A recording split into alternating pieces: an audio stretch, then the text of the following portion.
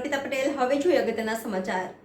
ખેડૂતો દ્વારા અજાણ્યા ઇસમો વિરુદ્ધ ફરિયાદ દાખલ કરવામાં આવી। ખેતરમાં કૂવા ઉપર રાખેલ પાણી ખેંચવાનું મશીન, દવા છાંટવાનું ટીપણું, ફીડિયા પકડપાનાથી મશીન છોડાવી કૂવામાં નાખી દઈ નુકસાન પહોંચાડવામાં આવ્યું હતું। એવી જ રીતે લાખાભાઈ વીરાભાઈ માકડિયા તથા માલદેવભાઈ પોલાભાઈ માકડિયાના ખેતીના કૂવા ઉપર રાખેલ પાણી ખેંચવાના મશીનો પાંચો પીડીઓ રાત્રિના 1 વાગ્યા બાદ પકડથી છોડાવી અને કૂવામાં ફેંકી દઈ નુકસાન પહોંચાડેલ છે।